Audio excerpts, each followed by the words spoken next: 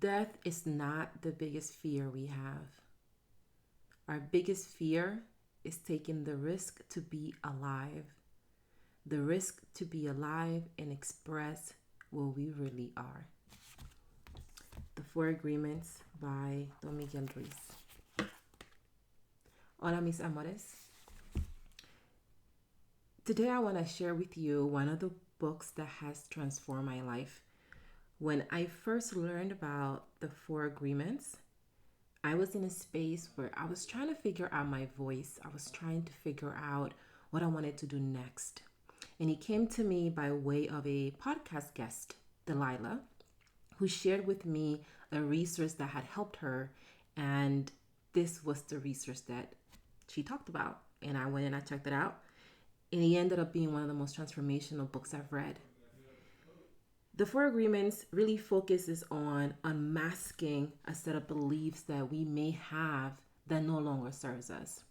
It focuses on 4 agreements that we can create with ourselves to help us live a life that's more joyful, that's more liberated, that's more free, that's kinder, and is also more filled with love.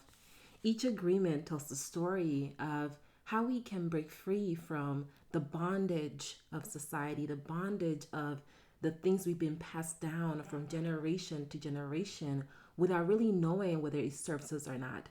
And that's what makes this book so powerful, is that it challenges the core beliefs that we have that we may have never challenged before.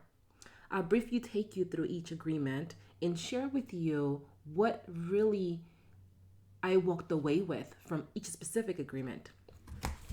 So let's start with the first agreement. The first agreement is be impeccable with your word. This means to say what you mean and do what you say. And it sounds simple, which is something that Don Miguel actually talks about on here, but it's not always easy to do.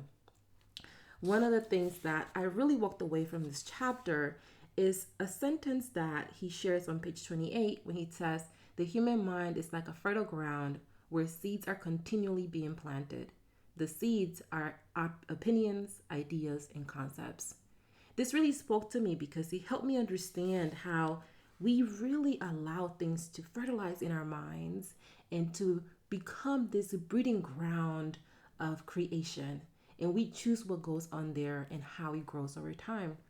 And it forced me to ask myself if I had been impeccable with my word. When you are impeccable with your word, you take responsibility for your actions, but you do not judge or blame yourself. This was a new concept for me at the time because I was struggling with blame. I was still healing from depression. And the idea of responsibility was something that I was very challenged by.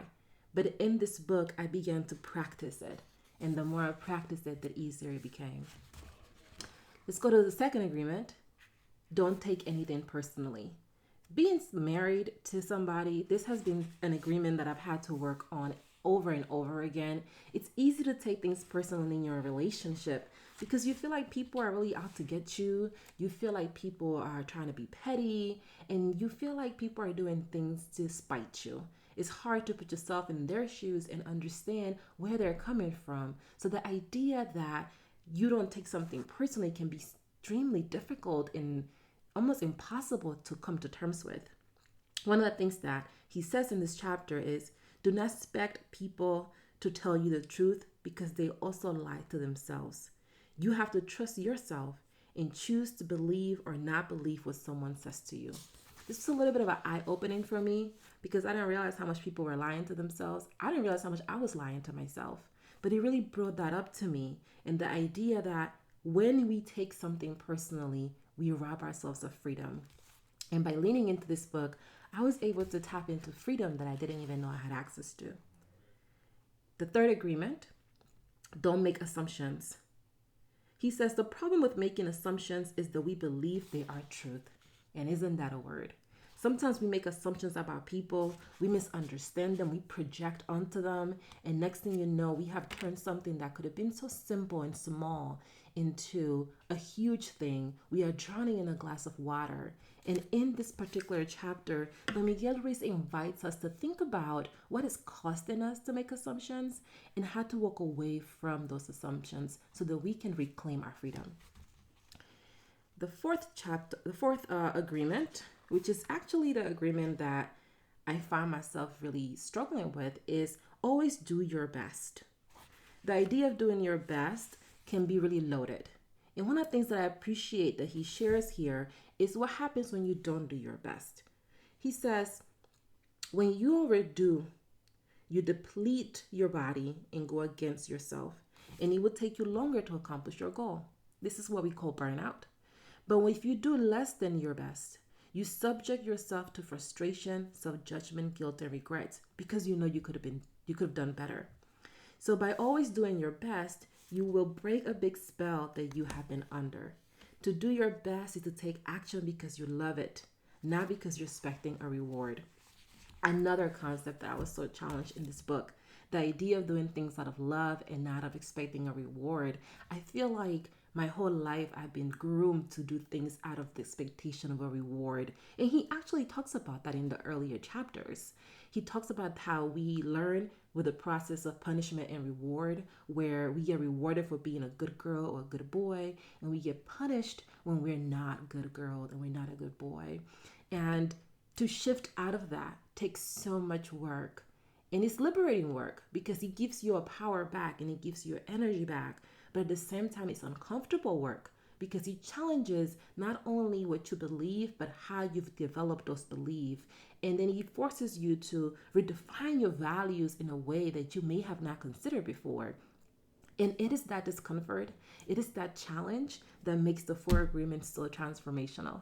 Since I've read this book for the first time in 2018, I've gone and reviewed this book over and over again. I want to say I revisit the Four Agreements as a book at least every 3 to 6 months. And I was so enamored and transformed by it that I actually got a bracelet that has each agreement listed so that I don't forget. That I don't forget that I need to do my best. So that I don't forget that making assumptions doesn't serve me, so that I don't forget that taking things personally robs me of my freedom, and it robs me of my ability to see people for who they are, see them as people, and that I don't forget to be impeccable with my word, to say the thing that I really mean, and to use the word to create magic, to create love and kindness and compassion instead of hurting people and causing suffering. And this is my quick review of the Four Agreements. I think it's a book that really can challenge you to look at the world differently, that can really embolden you to be more you. In this book, Don Miguel Ruiz says how our biggest fear is not death, but it's life.